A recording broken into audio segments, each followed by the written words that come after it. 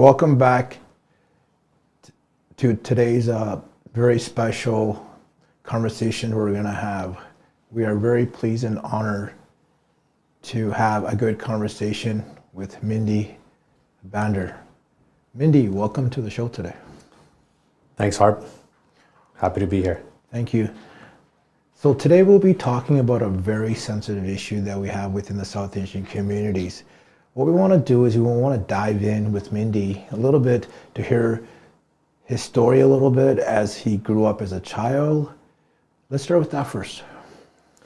Funny how you said that. I actually spent about 6 years of my life in Calgary.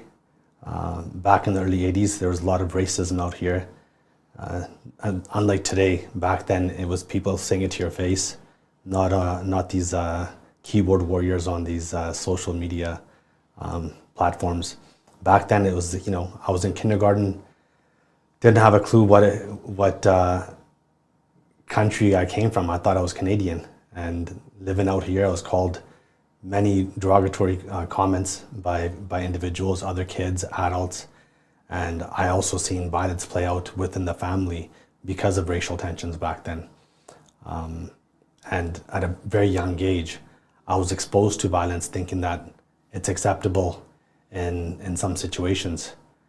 So that was the earlier years of my life, and then obviously I moved to Vancouver in 1986 and went to a private school, was sheltered from the average person, what they go through. But my family, I was extremely strict. Didn't have many options of which way I want to live my life, and that had an impact on the decisions I made growing up, which led me on a pretty dark path. Thank you for sharing that. When you mentioned your family was strict, or you lived in a strict environment, can you share that a little bit, how that affects a boy in our South Asian community? I think the biggest impact it has is that as a child, you don't even know.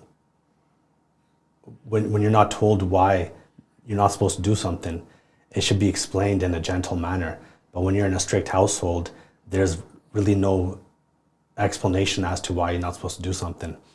And when you feel like you don't have any options or aren't allowed to express yourself in certain ways, and when you do, they're met with verbal abuse, physical abuse, or in some extreme cases, it gets worse.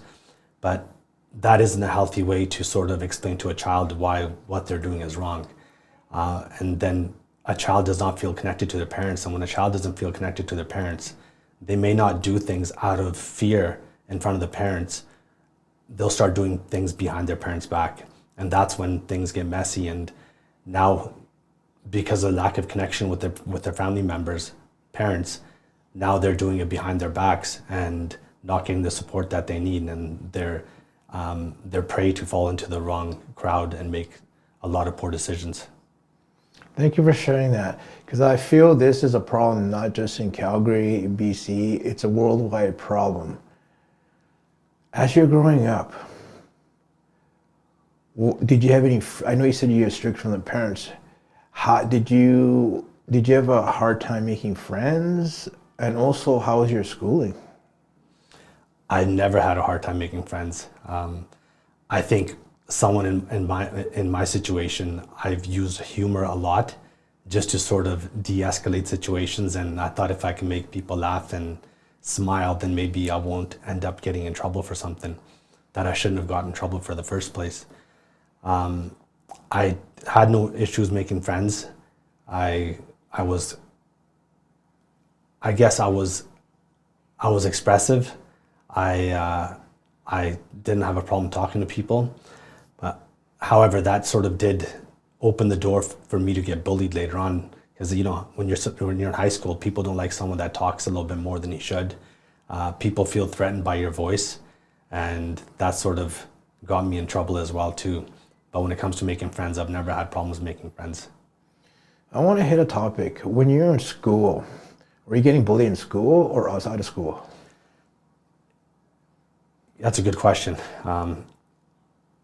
It happened actually outside of school, And the physical abuse was outside of school, and during school it was just the typical, other people would see you as weak because of what happened on the weekend or in the evening outside of school.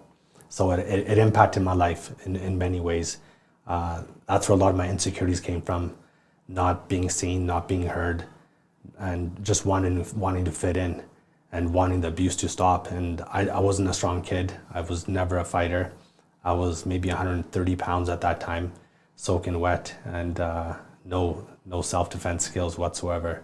So I basically, just to sort of feel safe, feel heard, I end up falling into the wrong crowd.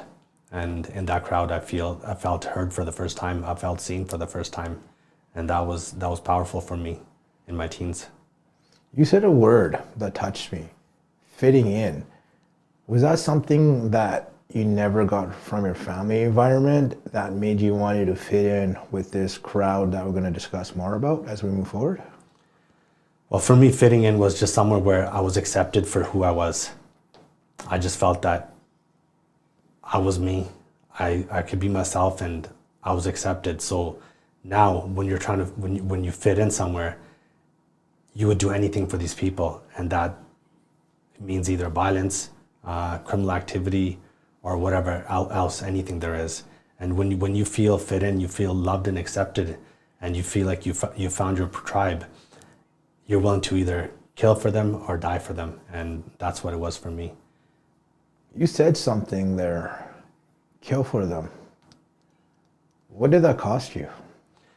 Well, in my circumstances, I didn't kill for my crew. Mine was totally separate. I never had that opportunity to kill for my crew. But however, if the opportunity ever arose and something had to happen, I'm sure I would have done it. That's just how brainwashed you get in that environment. You could be a good kid making good decisions, growing up, and then all of a sudden you fall into the wrong crowd and you finally feel some sort of love and acceptance. You do a lot of crazy things. There's something you said, you would do anything for them. Where did that mindset come from? I don't think you're born with that mindset. I think it's just natural. When you feel like you're accepted and loved, you automatically just feel like you're indebted to these people because of the love and support they show you.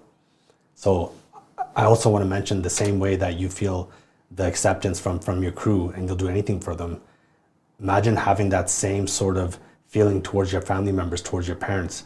You would do positive things for them. If I was accepted and felt seen and heard by my parents and had that loving connection with them, I would have done anything for my parents. But instead, it was the opposite. So now I was looking for an external validation, and it made me do a lot of crazy things and make a lot of poor decisions. Do you agree, if the parents just said, I love you, how would that change the way how you look at life? I think saying it is one thing. I think more important than even saying it is feeling it. Like I say I love you to my daughter many times a day, but I think the most important thing is that she feels my love and not just hears it. So I think if a child feels their parents' love and knows that their parents love them unconditionally, and the parents are able to be authentic with them, that child will never make any poor decisions, and the parents will always be proud and will not have any concerns. What are your thoughts, like for example, as you're growing up, as I've been hearing you say, there's bullying, there's some violence. Did you feel with your crew, you felt untouchable sometimes? Yes, you actually feel like you're invincible, that no one could touch you.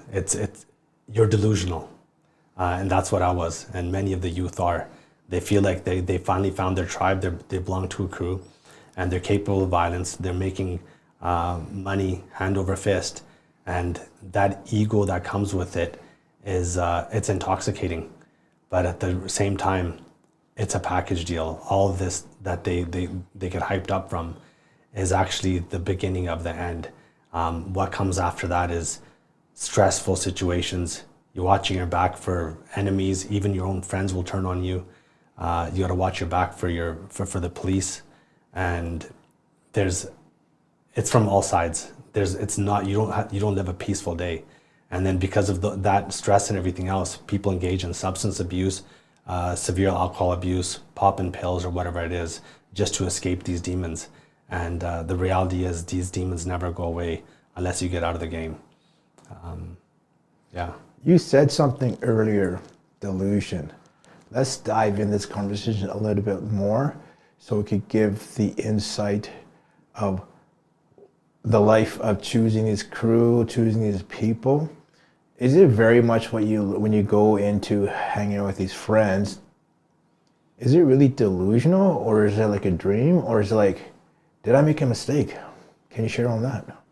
So I think when things are going good, everyone's on board, everyone's excited. People are making money, you're making friends, you're going out there, you don't have any enemies yet because you're new in the game. You're watching movies, these gangster movies, and they're fun. And then reality hits. So people watch these movies, they know what the ending always is, but they still believe that the crew they're a part of, they're somehow impervious to it.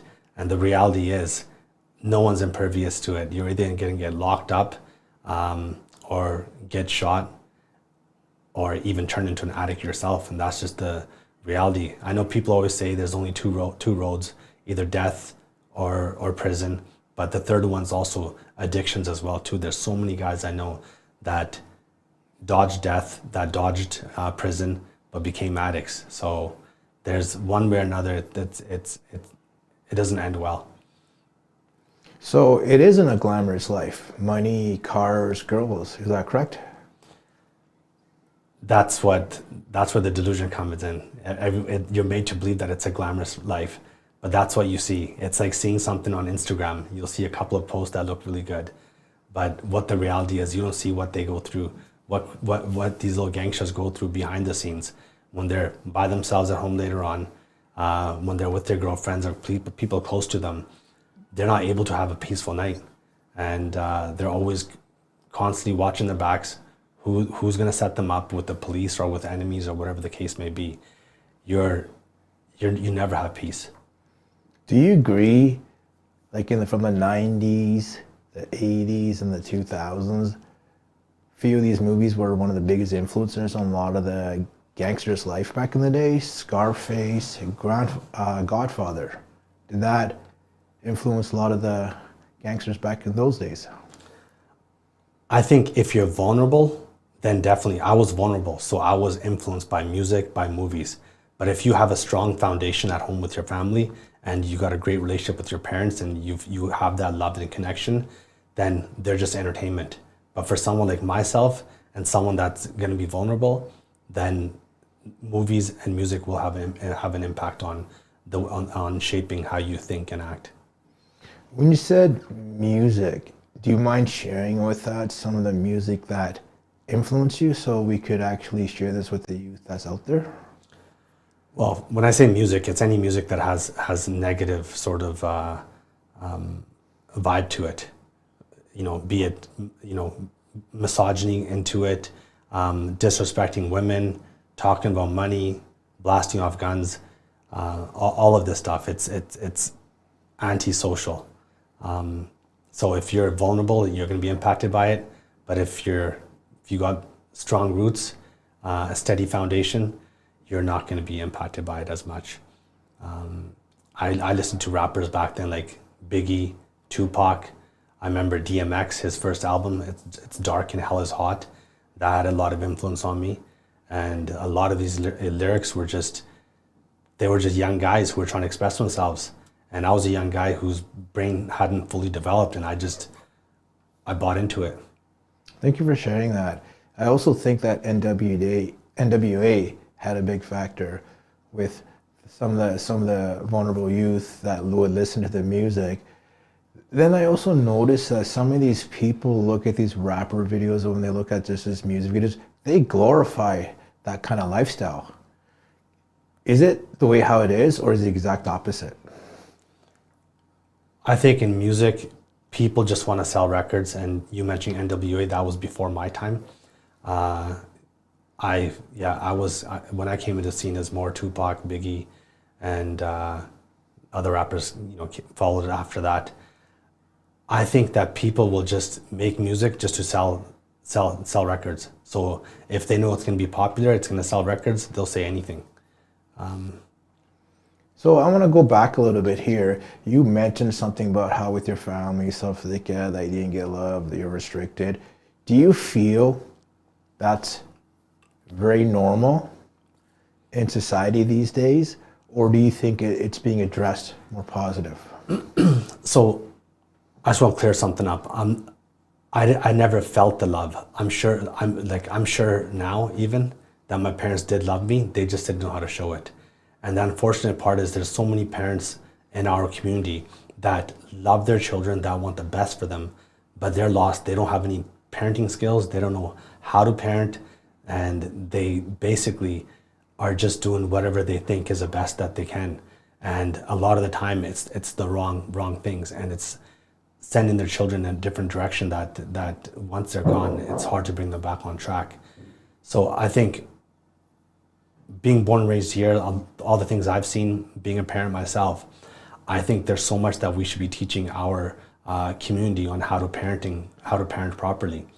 I haven't seen any parents, in our community, that absolutely hate their children so much that they want to see them just fail in life. That's not the case at all.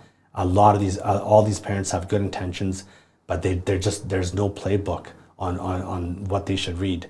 But there's lots of books you could read on parenting, a lot of ways you can self-educate yourself, and you just have to get out there and start doing things. You cannot expect the education system, the police, no one else to raise your children or ensure your kid has success. Your child's going to have success based on how your relationship is with your child. You said something for me. You and I are from two different generations, and one of the things I'm noticing, you are 100% correct. There is no manual how to be a good parent or a bad parent. But one of the things I've also learned from my generation is that our parents do the best to raise us. But I also feel when they come from another country, from India to Canada, they don't have the resources how to be a good parent. But I also feel that some of the parents have to do two jobs. That's what a lot of the things that I've been shown in my life. But one of the biggest things is I also feel that, do you think some of the parents are ashamed of their children, or just in denial, saying, oh no, my son can't do that, oh no, my daughter can't do that? What are your thoughts on that? So there's a couple of questions there. So one was about parents, not knowing what to do. So some parents do come here, they're trying to get ahead. They have two jobs. Unfortunately, our community is always competing with one another. They're trying to get ahead. They want another house.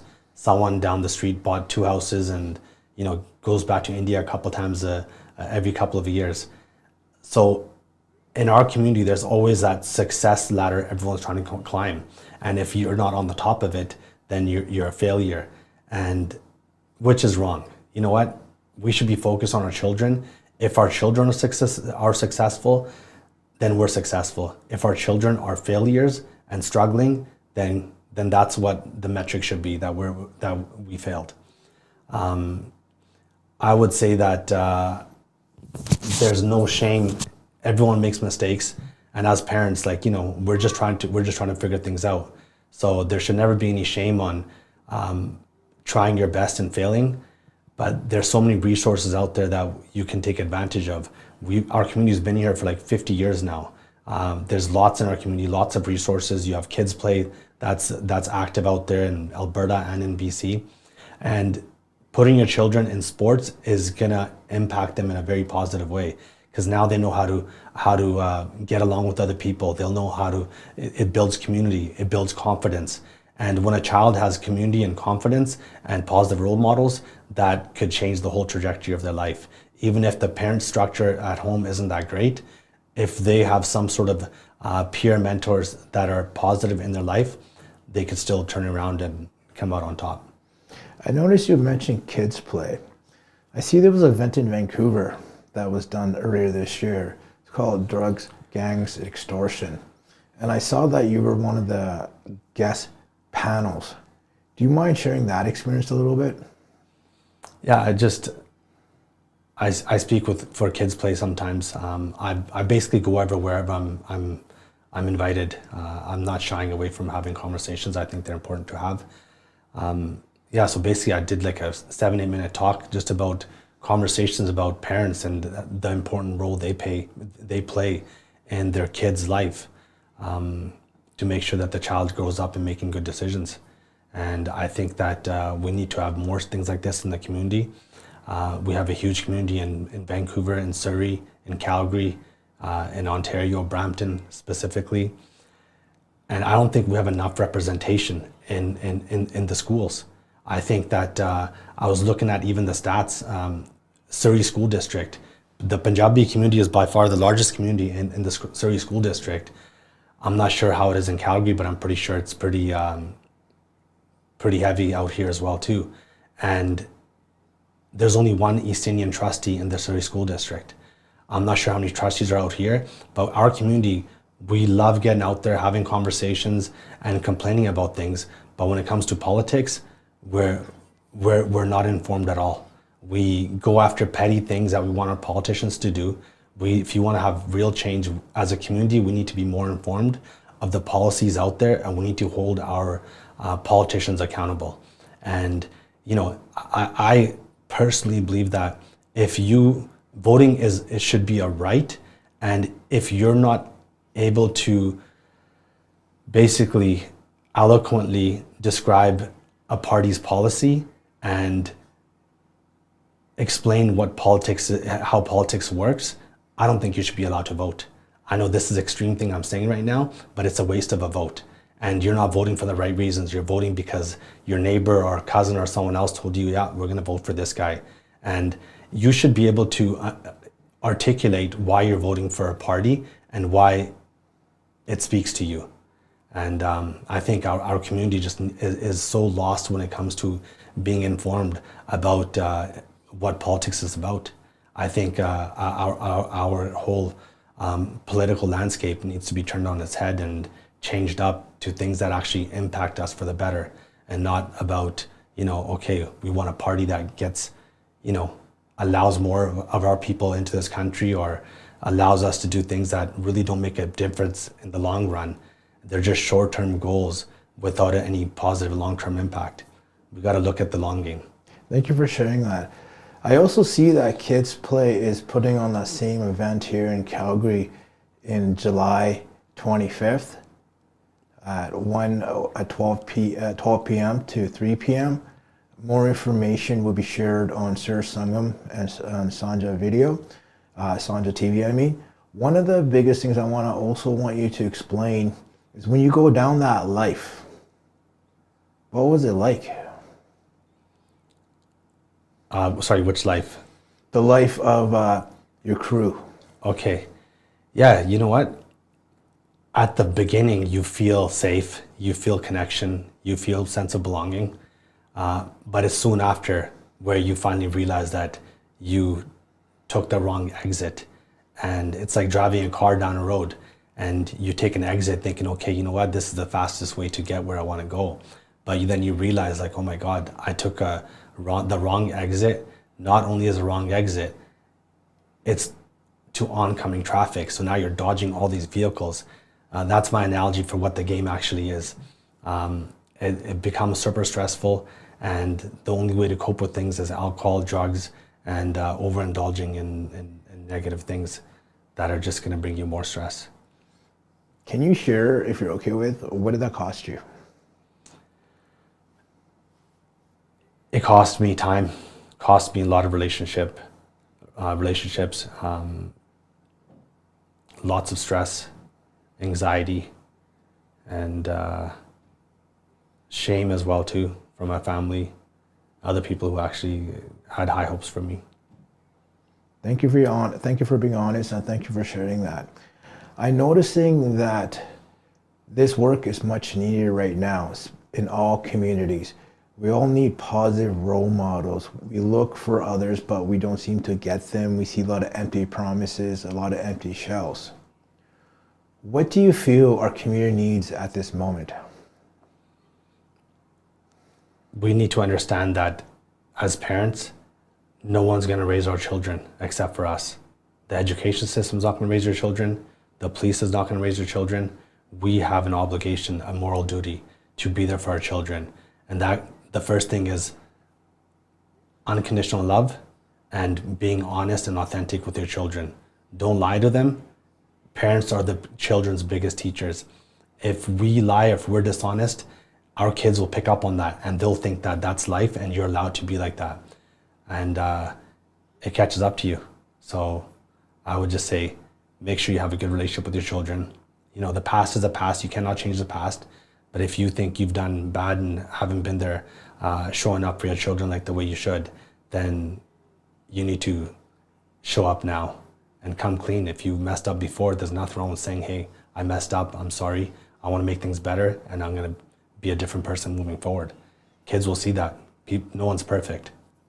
Mindy, I want to say thank you for sharing that, because I know you went very deep and you shared a lot of things of your personal life. I want to, if there's one message that you want to deliver to our audience, what would that be? Focus on tomorrow. Learn from yesterday. Beautiful. Enjoy today. Beautiful. Mindy, I want to say thank you for being on our show today. And we look forward to seeing you in the future. And I also want to mention Mindy is going to be one of the speakers for Kids Play in Calgary, July 25th. More details will be shared on Sir Sangam and Sanjha TV. Thank you for joining us. Have a good day. Thanks for having me, Coach. Thank you.